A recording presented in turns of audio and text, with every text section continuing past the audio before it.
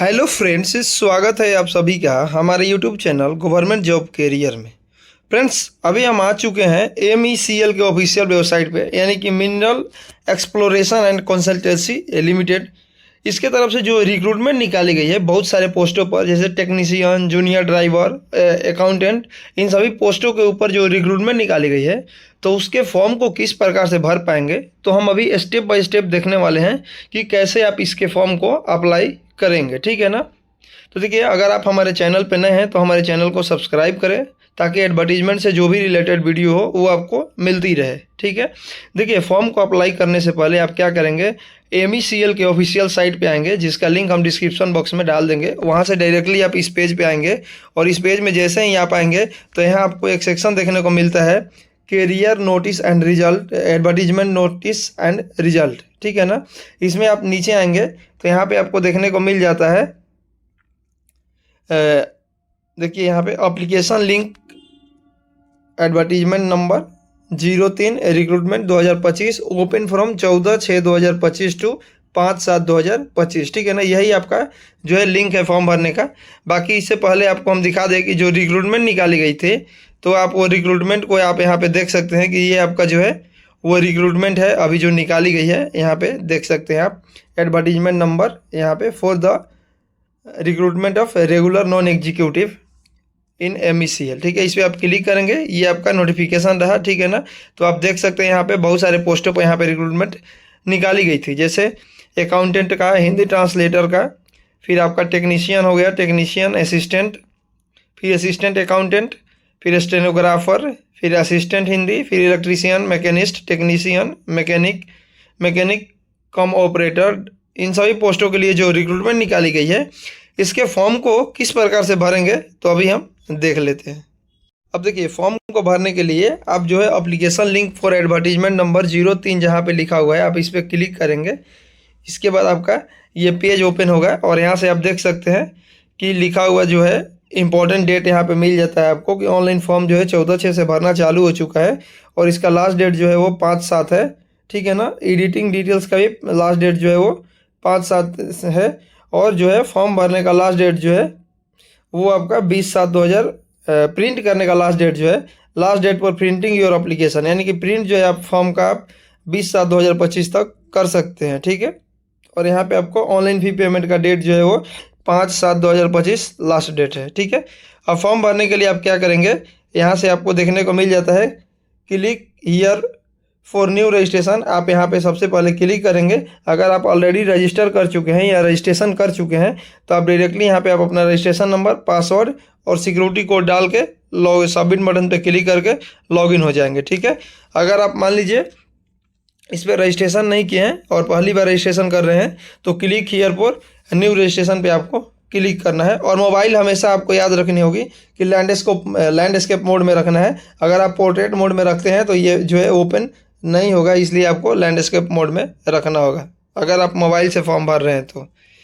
इसके बाद देखिए, यहाँ पे सबसे पहले आपको यहाँ पे अपना बेसिक इन्फो में देना है, जहाँ पे सबसे पहले आप देंगे अपना फर्स्ट नेम। ठीक है। इसके बाद आपको अपना कंफर्म करना है फर्स्ट नेम को। उसके बाद अगर आपका मिडिल नेम है तो मिडिल नेम डालेंगे, वरना छोड़ देंगे।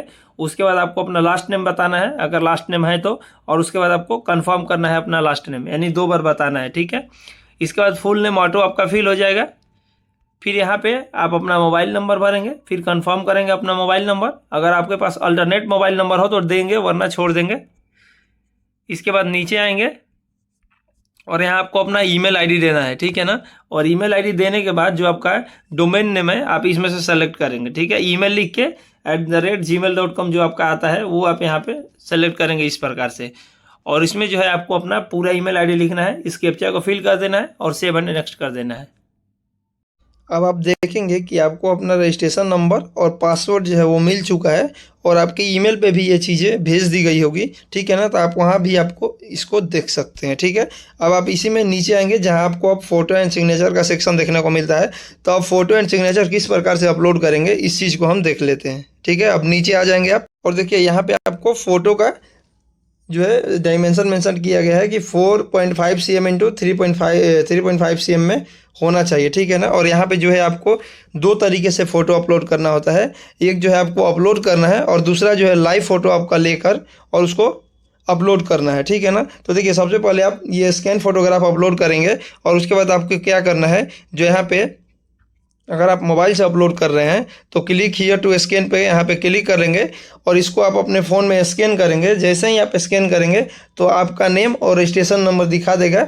वहाँ पे आप क्या करेंगे, अपना फेस जो है फ्रंट कैमरा से फ़ोटो वहाँ पे कैप्चर करेंगे। उसके बाद आप देखेंगे कि ऑटोमेटिक यहाँ पे आपका फ़ोटो जो है वो अपलोड हो चुका रहेगा, ठीक है ना। जैसे आप वहाँ पे कैप्चर करके अपलोड करेंगे उसके बाद आपको यहाँ पे फ़ोटो आपका देखने को मिल जाएगा, ठीक है ना। और देखिए यहाँ पे और भी कुछ गाइडलाइंस आपको चाहिए फोटोग्राफ एंड सिग्नेचर के बारे में, तो यहाँ पे आपको देखने को मिल जाता है, ठीक है ना। आप इस पर क्लिक करके गाइडलाइंस भी देख सकते हैं। देखिए यहाँ पे लिखा हुआ है कि जो फ़ोटो होना चाहिए वो 20 से 50 KB के बीच में आपका होना चाहिए। वही आप देखेंगे जो आपका फ़ोटोग्राफ कैप्चर किया गया है उसके बारे में तो कुछ है नहीं, मतलब बताया गया है किस प्रकार का होना चाहिए। Photo not taken in dark या इम्प्रॉपर बैकग्राउंड, ठीक है ना। यानी कि आपको जो है इम्प्रॉपर या डार्क में नहीं लेना है फ़ोटो को, यानी अच्छी तरीके से जहाँ पे आपको आपके फेस पे जो है ग्लास भी नहीं होना चाहिए, शैडो नहीं होना चाहिए, ठीक है ना। अच्छी तरीके से आपको लेना है, ब्लर भी नहीं होना चाहिए, ठीक है। उसके बाद आपका सिग्नेचर जो है वो होना चाहिए 10 से 20 KB के बीच में, ठीक है। इसके बाद आप आएंगे यहाँ पे फाइल का टाइप यहाँ पे बताया गया है।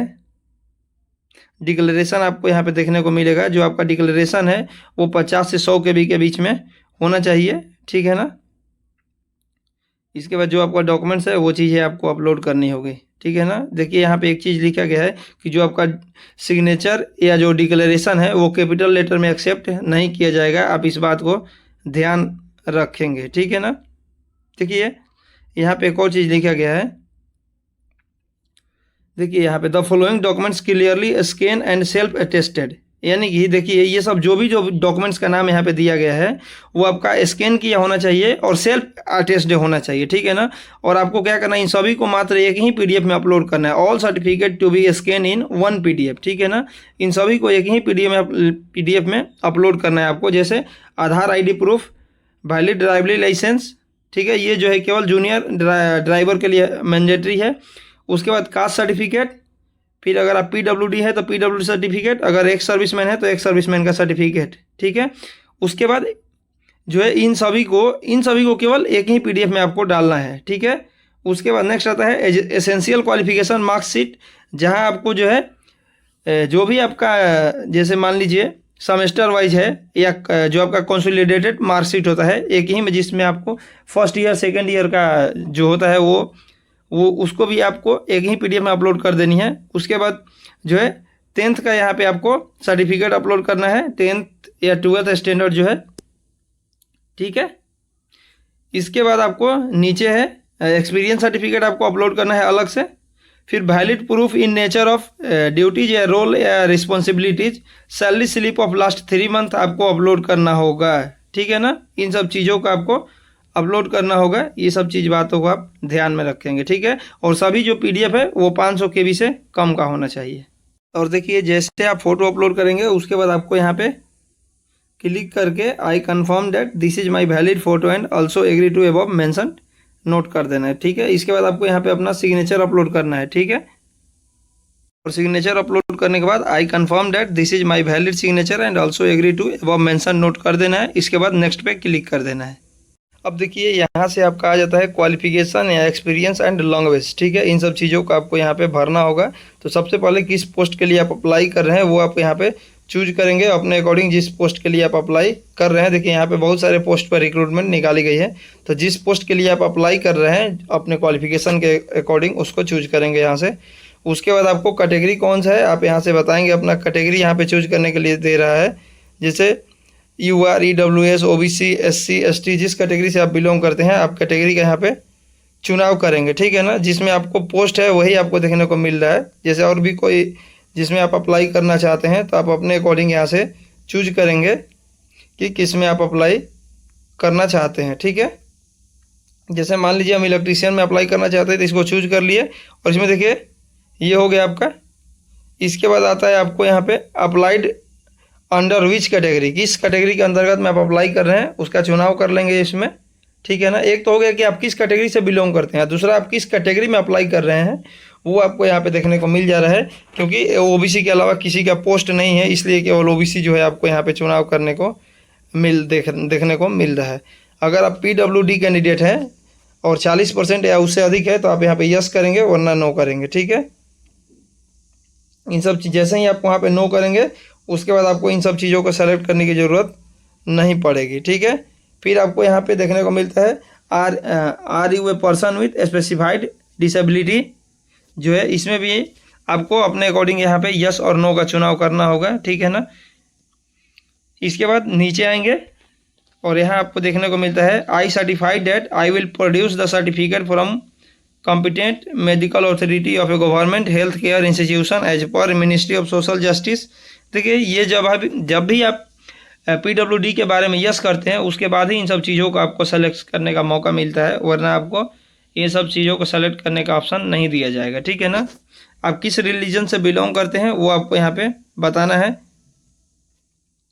इसके बाद अगर आप माइनॉरिटी कम्युनिटी से बिलोंग करते हैं तो आप यस करेंगे वरना नो करेंगे, ठीक है। अगर आप एक्स सर्विसमैन हैं तो यस करें वरना नो करेंगे, ठीक है। अगर आप इंटरनल कैंडिडेट हैं यानी एमईसीएल में अगर आप काम वाम करते हैं तो आप यहाँ पे यस करेंगे वरना नो करेंगे, ठीक है ना। अगर आप एमईसीएल के रिट्रेंच्ड और एक्स कंटिजेंट वर्कमैन है तो आप यस करेंगे वरना नो करेंगे, ठीक है। आपको अपना आधार नंबर यहाँ पे डालना होगा। आपका नेशनलिटी ऑलरेडी यहाँ पे चूज है। एग्जामिनेशन सेंटर आपको जो है एक ही जगह देखने को मिलता है तो आप एक ही जगह का चुनाव करेंगे यहाँ से, ठीक है। इसके बाद आपको अपना डेट ऑफ बर्थ का चुनाव कर लेना है। सबसे पहले डेट चूज करेंगे यहाँ से, फिर आपको अपना मंथ चूज कर लेना है और यहाँ से आप अपना ईयर चूज कर पाएंगे, ठीक है ना। इसके बाद आपका जेंडर बताना है यहाँ से। फिर अगर आप ट्विन ब्रदर या सिस्टर हैं तो यहाँ पे बताएंगे यस और नो में, ठीक है। इसके बाद आपका मैरिटल स्टेटस यहाँ पे बताना है। फिर आपको अपना फादर्स नेम यहाँ पे डालना होगा, ठीक है। यहाँ पे आप अपना मदर्स नेम डालेंगे और एक चीज़ का ख्याल रखेंगे कि जैसे आप फादर्स नेम या मदर्स नेम डालते हैं उसके सबसे लास्ट में आप स्पेस नहीं दे के अगला स्टेप में आएंगे, ठीक है ना। मान लीजिए आप अपना नाम लिख देते हैं पिताजी का राम कुमार, तो कुमार लिखने के बाद आप लास्ट में स्पेस नहीं देंगे, एकदम सटा हुआ रहना चाहिए, ठीक है। उसके बाद आप नीचे आएंगे जहाँ पे आपको अपना करस्पॉन्डेंस एड्रेस देना होगा, तो करस्पॉन्डेंस एड्रेस में आप अपना विलेज, पोस्ट, पुलिस स्टेशन जो भी है, एड्रेस 1 में विलेज, एड्रेस 2 में पुलिस स्टेशन, यहाँ पे पोस्ट ऑफिस आप अपना दे सकते हैं। उसके बाद अपना डिस्ट्रिक्ट का नाम यहाँ पे भरेंगे। उसके बाद यहाँ से आप अपना स्टेट का चुनाव करेंगे। उसके बाद आप अपना पिन कोड यहाँ पे भर देंगे, ठीक है। अगर आपका जो है परमानेंट एड्रेस और करस्पॉन्डेंस एड्रेस दोनों सेम है तो आप यहाँ पे टिक कर देंगे। इसके बाद आपका ऑटो ये फिल हो जाएगा, ठीक है। आपको भरने की ज़रूरत नहीं पड़ेगी। देखिए जैसे हम अपना करस्पॉन्डेंस एड्रेस भर दिए, जैसे ही हम इस पर क्लिक करेंगे देखिए ये ऑटो हमारा फिल हो गया, ठीक है। अब यहाँ पे आपको देखने को मिलता है choose the address for GST invoicing के लिए आप कोई भी एड्रेस चूज कर सकते हैं, कोई दिक्कत नहीं है, ठीक है। उसके बाद आपको यहाँ पे बैंक डिटेल आपको अपना दे देना है, जैसे अकाउंट होल्डर नेम देना है, बैंक एंड ब्रांच का नेम बताना होगा आपका, फिर बैंक अकाउंट नंबर आपको देना होगा, फिर आपको कंफर्म बैंक अकाउंट नंबर बताना है, आईएफएससी कोड बताना है और एमआईसीआर नंबर आपको देखने को मिल जाता है आपके पासबुक पे, उसको आपको यहाँ पे डाल देना है और फिर आपको नीचे यहाँ पे वैलिडेट योर डिटेल्स पे क्लिक कर देना है। जैसे ही आप अपना डाटा को वैलिडेट कर देंगे उसके बाद आपका सक्सेसफुली दिखाएगा और इसके बाद आपको सेव एंड नेक्स्ट कर देना है। अब देखिए इसके बाद आपको अपना एजुकेशनल क्वालिफिकेशन डिटेल्स बताना होगा। सबसे पहले आपको बोला गया है मैट्रिकुलेट या इक्विवेलेंट, ठीक है। यहाँ पे आपको बोर्ड का नाम बताना है, किस बोर्ड से आप मैट्रिक पास किए हैं उस बोर्ड का नाम यहाँ पे बताएंगे, जैसे बीएसईबी, सीबीएसई या और कोई स्टेट बोर्ड से आप पढ़ाई किए हैं उसका नाम भरेंगे यहाँ पे, ठीक है, ठीक है। इसके बाद आपको डेट ऑफ पासिंग बताना है। यहाँ पे देखिए आप कब पास किए हैं मैट्रिक वो आपको बता देना है कि आप मैट्रिक कब पास किए थे, ठीक है। जब आप मैट्रिक पास किए होंगे वो आपको यहाँ पे डेट बताना है इस प्रकार से, ठीक है। तो इस प्रकार आप डेट का चुनाव कर लेंगे। उसके बाद परसेंटेज ऑफ मार्क्स यानी कितना % आपको था मैट्रिक में वो आपको बता देना है इस प्रकार से, ठीक है। ये होने के बाद आपका यहाँ पे क्लास या ग्रेड आपको बता देना है यहाँ से, ठीक है। ये हो गया। फिर आपको यहाँ पे अब आईटीआई का डिटेल्स बताना है। यहाँ पे जैसे ही डिग्री सब्जेक्ट स्ट्रीम का चुनाव करेंगे केवल इलेक्ट्रिकल आपको देखने को मिलेगा, तो इस पर आप क्लिक करेंगे किस बोर्ड से आप आईटीआई किए हैं, जैसे एनसीबीटी और एससीबीटी 2 बोर्ड है तो आप यहाँ पे भर देंगे जिससे आप पास किए हैं। उसके बाद आप कब पास किए हैं वो आपको बता देना है यहाँ पे। जैसे यहाँ पे आपको डेट देखने को मिलता है फिर मंथ भी देखने को मिलता है और ईयर देखने को मिलता है। ठीक है, तो आप यहाँ पे बता देंगे कि कब आप ITI पास किए थे, उसके बाद परसेंटेज आपका कितना है वो आपको यहाँ पे बता देना है कि आपका कितना परसेंटेज जो है उसमें है। ठीक है, इसके बाद आपको यहाँ पे ग्रेड या क्लास का चुनाव करना है। ये हो गया। अगर आपके पास ग्रेजुएशन है तो उसका डिटेल्स देंगे, वरना आप छोड़ सकते हैं। पोस्ट ग्रेजुएशन है तो डिटेल देंगे, वरना छोड़ सकते हैं, क्योंकि इन सभी चीज़ों की ज़रूरत नहीं है। मेनली आपको यही 2 डिटेल्स उसमें डालने की ज़रूरत है थी। और उसके बाद आपको जो है वैलिड वायरमैन का सर्टिफिकेट होना चाहिए आपके पास। अगर आपके पास है तो यस करना पड़ेगा, क्योंकि अगर आप नो करते हैं तो आप इसके लिए एलिजिबल नहीं होते हैं। ठीक है, उसके बाद आपको मिनिमम 3 साल का एक्सपीरियंस इसमें मांगा गया है, जो कि आपके पास क्या होना चाहिए, इलेक्ट्रिकल वायरिंग में या रिपेयरिंग ऑफ इलेक्ट्रिकल मशीनरी या पावर जनरेशन या पावर ट्रांसमिशन या पावर डिस्ट्रीब्यूशन का आपके पास 3 साल का एक्सपीरियंस होना चाहिए, तभी आप इसके लिए एलिजिबल है। तो यहाँ से आपको यस करना होगा। ठीक है, इसके बाद आपको आता है पोस्ट क्वालिफिकेशन वर्क एक्सपीरियंस, यानी कि अब आपको जो आपके पास वर्क एक्सपीरियंस है उसके बारे में बताना है।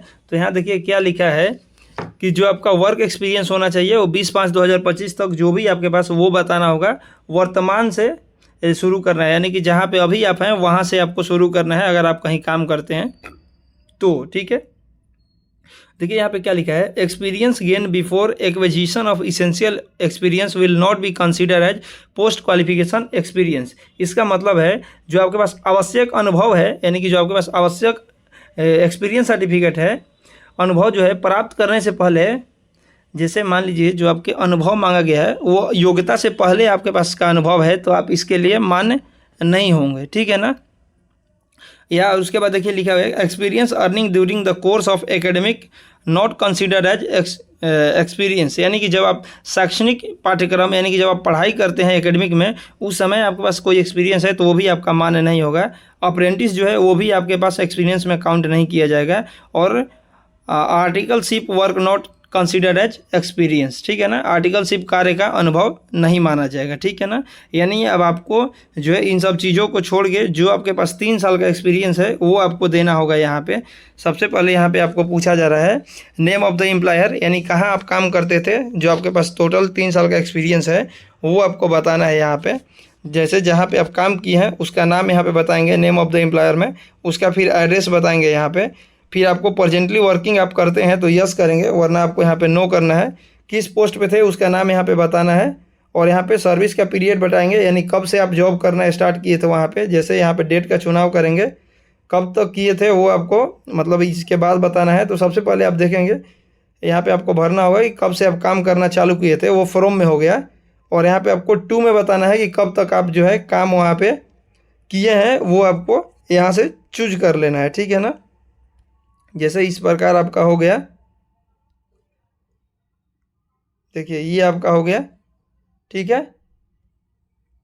इसके बाद आपको यहाँ पे पे स्केल बताना है, किस पे स्केल पे काम करते थे या ग्रेड बताते थे। ठीक है ना, if not applicable right private या कॉन्ट्रेक्चुअल। ठीक है ना, अगर आप पे स्केल के लिए एलिजिबल नहीं है तो आपको यहाँ पे प्राइवेट या कॉन्ट्रेक्चुअल लिख देना है। ठीक है, इसके बाद आपको मंथली ग्रोथ सैलरी बताना है। यहाँ पे CTC बताना है कि यानी कि पर ईयर का जो आपका CTC है वो कितना होता है। आपका वहाँ पे काम क्या था, नेचर ऑफ ड्यूटी में बताएंगे। आप क्यों वहाँ पे छोड़े हैं वो आपको यहाँ पे बताना होगा। और नेचर ऑफ पे स्केल आपको बताना है, IDA CDA या अदर्स। ठीक है ना, अगर आप मान लीजिए कॉन्ट्रेक्चुअल एम्प्लॉई हैं तो आप अदर्स को सेलेक्ट कर सकते हैं। ठीक है, यहाँ पे आपको ईयर ऑफ एक्सपीरियंस देखने को मिल जाता है। मान लीजिए अगर आप 2-3 जगहों पे काम करके फिर आपका 3 साल कंप्लीट हो रहा है तो आप ऐड मोर करके एक्सपीरियंस को ऐड कर सकते हैं। ठीक है, इसके बाद नीचे आपसे पूछा जा रहा है लैंग्वेज नोन, यानी कि कौन सी लैंग्वेज आपको आती है वो आपको भर देना है। जैसे मान लीजिए आपको इंग्लिश लैंग्वेज या हिंदी लैंग्वेज अच्छे से आती है, पढ़ना लिखना बोलना, उसको यहाँ पे आपको लिख देना है। मान लीजिए मुझे हिंदी आती है तो हम यहाँ पे हिंदी लिख दिए। अब हमको यहाँ पे टिक कर देना हो, पढ़ना भी आता है, लिखना भी आता है और बोलना भी आता है। अगर आपको और भी कोई लैंग्वेज आती है तो आप यहाँ पे लिख के और उसको यहाँ पे टिक कर लेंगे। ठीक है, इसके बाद आप वैलिडेट योर डिटेल्स पे क्लिक करेंगे कि अब आपको दिखाएगा वेरीफाइड सक्सेसफुली। इसके बाद आप ओके करेंगे और फिर सेव एंड नेक्स्ट करेंगे। अब देखिए आपके एप्लीकेशन का प्रीव्यू जो है वो देखने को मिल जाता है आपके सामने। This is a preview of your application detail या रजिस्ट्रेशन डिटेल। यहाँ पे आपको अपना registration number, full name, post applied for, आपका जो भी डिटेल्स आप फिल किए हैं एजुकेशनल क्वालिफिकेशन से लेकर और जो आपका डिटेल्स है सब चीज़ जो फिल किए हैं एक्सपीरियंस तक, वो सब आपको यहाँ पे देखने को मिल जाता है। तो आप एक बार अपना सब चीज़ चेक कर लेंगे। और अगर आप सब अपना डिटेल्स चेक कर चुके हैं तो नीचे आएंगे, डिक्लेरेशन में आपको आई एग्री देखने को मिलता है, इस पर क्लिक करके फिर कंप्लीट रजिस्ट्रेशन पे आपको क्लिक कर देना है। यहाँ से आपको पूछेगा are you sure to continue, तो आप ओके करेंगे।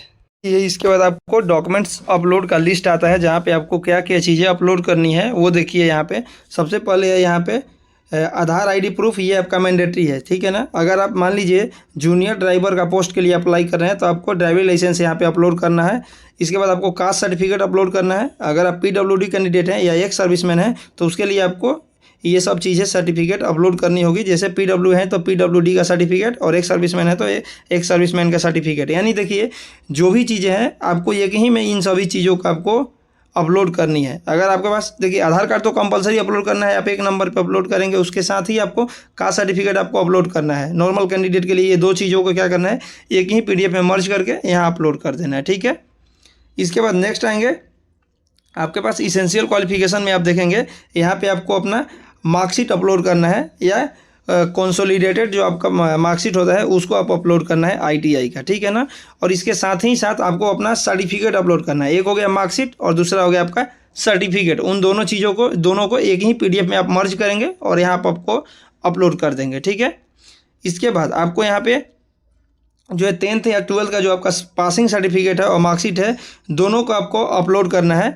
और उसके साथ अगर आपके पास CGPA या OGPA में है तो आपको जो है कन्वर्ट करके परसेंटेज सिस्टम में जो आपका कन्वर्सन है, किस मेथड से आप कन्वर्स किए हैं उसको भी आपको यहाँ पे PDF अपलोड करना होगा। यानी आपको 10th का मार्कशीट और सर्टिफिकेट हो गया, 12th का मार्कशीट और सर्टिफिकेट है तो अपलोड करना है। और उसके साथ ही आपको जो है किस बेसिस पे आपको कन्वर्सन हुआ है CGPA से मार्क्स में, वो आपको यहाँ पे अपलोड करना होगा। तीनों को आप एक ही PDF में स्कैन करके और अपलोड करेंगे।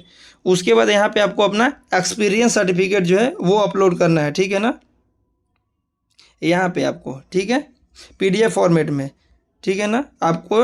और इसके बाद आपको नीचे में आता है valid proof in support of nature of duty या role and responsibility post acquiring essential qualification if any salary slip of last 3 month. देखिए यहाँ पे आपको जो आपका काम है, नेचर ऑफ ड्यूटी था वहाँ पे, उसके रिगार्डिंग आपको रिस्पॉन्सिबिलिटी को बताने के लिए आपको यहाँ पे 3 मंथ का या सैलरी स्लिप अपलोड करना होगा। या तो अगर आप करेंटली कहीं पे काम करते हैं तो वहाँ से आपको NOC जो है वो आपको कंपलसरी अपलोड करना पड़ेगा, अगर आप प्रेजेंट कहीं पे एम्प्लॉई हैं तो। वरना आपको केवल जो आपका वैलिड जो है पहले का आपके पास ड्राइविंग लाइसेंस जो भी है ये है सैलरी स्लिप, उन सब चीज़ों को आपको यहाँ पे अपलोड करनी होगी, ठीक है।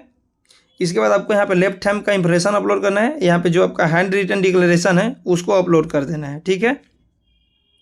और एक चीज़ का आप ख्याल रखेंगे कि जो भी आपका PDF है वो 500 KB का होना चाहिए, इससे अधिक का नहीं होना चाहिए, मैक्सिमम 500 KB, ठीक है। इस बात को आप ध्यान रखेंगे, ठीक है। देखिए जैसे ही आप अपलोड करेंगे वहाँ पे आपको एक ओपन देखने को मिलता है, तो आप ओपन करके एक बार चेक भी कर सकते हैं कि जो चीज़ें आप अपलोड कर रहे हैं वो सही है या नहीं है, ठीक है। ओके करेंगे फिर यहाँ से। देखिए इसके बाद आपको हैंड रिटन डिक्लेरेशन देना है, ठीक है ना। तो अब हम ये देख लेते हैं कि कहाँ पे है आपका हैंड रिटन डिक्लेरेशन। और एक चीज़ ध्यान रखेंगे, आप जब आप PDF अपलोड करेंगे ना तो PDF पे मान लीजिए कोई नाम लिखा होगा, जैसे कि राम और स्पेस दे के कुमार लिखा होगा, ठीक है। एक बात बोल रहे हैं किसी PDF पे, तो आपको इसके बीच में स्पेस ये चीज़ नहीं लगाएंगे। जैसे आप स्पेस लगाएंगे तो ये नहीं लेगा, इसलिए आपको स्पेस यहाँ पे नहीं देना है, ठीक है। इस बात को आप ध्यान रखेंगे। विदाउट स्पेस को आपको PDF पे नाम होना चाहिए, तभी आपका PDF अपलोड होगा, ठीक है। ये वो जो हैंड रिटन डिक्लेरेशन था उसको आप स्टार्टिंग में ही देख लेंगे, जहाँ पे आप रजिस्ट्रेशन करने आए थे। इसी पेज में आप देखेंगे यहाँ आपको हाउ टू अप्लाई देखने को मिलता है डॉक्यूमेंट्स में, ठीक है ना। इसमें आप आएंगे, इस पर क्लिक करेंगे हाउ टू अप्लाई पे, तो इसी में आपको देखने को मिल जाता है। इसमें देखिए यहाँ पे जो आपका important point to be noted before registration है, इसमें आप आइएगा तो यहाँ पे आपको देखने को मिल जाता है the text for the handwritten declaration is as follow. ये यानी कि यही आपका हैंड रिटन डिक्लेरेशन है, जिसको आपको लिख के और फिर आपको इसको स्कैन करके अपलोड करना है। फिर आप अपना नाम लिखेंगे Ram Kumar, hereby declare that all the information submitted by me in the application form is correct, true and valid. I will present the supporting document as when required, ठीक है ना। यही आपका जो है हैंड रिटन डिक्लेरेशन है, इसी को आपको लिख लेना है और फिर आपको इसको स्कैन करके वहाँ पे अपलोड कर देना है, ठीक है। देखिए अब यहाँ पे आप देखेंगे कि सभी का सभी डॉक्यूमेंट्स अपलोड हो चुका है। तो आप क्या करेंगे, एक बार प्रीव्यू करके अपना सभी जो डॉक्यूमेंट्स अपलोड किए हैं एक बार चेक कर लेंगे कि क्या आपके द्वारा जो भी डॉक्यूमेंट्स अपलोड किए गए हैं वो सही है या गलत है, ठीक है। और अगर आपको लगता है कि सब डॉक्यूमेंट्स आप अपलोड किए हैं जो प्रीव्यू करके चेक कर लिए हैं कि सही है, तो अब आप सेव एंड नेक्स्ट करेंगे। देखिए आपको बोलेगा यहाँ पे, are you sure that the inter is incorrect as no change या edit of application will be allowed after final submit if कि yes click okay otherwise click cancel. देखिए इसके बाद आपको कोई भी सुधार करने का मौका नहीं दिया जाएगा। अगर आपको लगता है सब चीज़ करेक्ट है तो आप ओके कर देंगे यहाँ से। जैसे आप ओके करेंगे इसके बाद आपका पेमेंट का ऑप्शन देखने को मिल जाता है और यहाँ आपको अमाउंट दिखा रहा होगा 500 रुपया। फिर आपको ये सिक्योरिटी कोड भरना है और सबमिट पे क्लिक करना है। अब देखिए अब हम पेमेंट वाले ऑप्शन पे आ गए हैं जहां से हमको 500 रुपये का पेमेंट करना है। और पेमेंट करने के लिए हम credit card, debit card, internet banking, wallet या कैश रिवार्ड या क्यूआर किसी के द्वारा हम जो इसका पेमेंट कर सकते हैं। जैसे आप डेबिट कार्ड से पेमेंट करना चाहते हैं तो डेबिट कार्ड पे क्लिक करेंगे।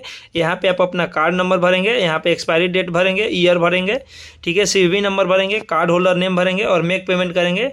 इसके बाद जो है आपका पेमेंट जो है वो फाइनल हो जाएगा, ठीक है ना। और देखिए जैसे आपका पेमेंट होता है उसके बाद आप क्या करेंगे, यहाँ लॉगिन वाले डिटेल्स पे आएंगे, ऑलरेडी रजिस्टर कैंडिडेट करेंगे। यहाँ पे जहाँ देखने को मिल रहा है यहाँ से क्या करेंगे, आप अपना रजिस्ट्रेशन नंबर डालेंगे, पासवर्ड डालेंगे, सिक्योरिटी कोड डालेंगे और सबमिट बटन पे क्लिक करेंगे। इसके बाद आप अपना एप्लीकेशन फॉर्म को डाउनलोड करके रख लेंगे ताकि फ्यूचर में आप इसका प्रयोग कर सकें जब आपका इसका आपको ज़रूरत पड़े, ठीक है। Thank you.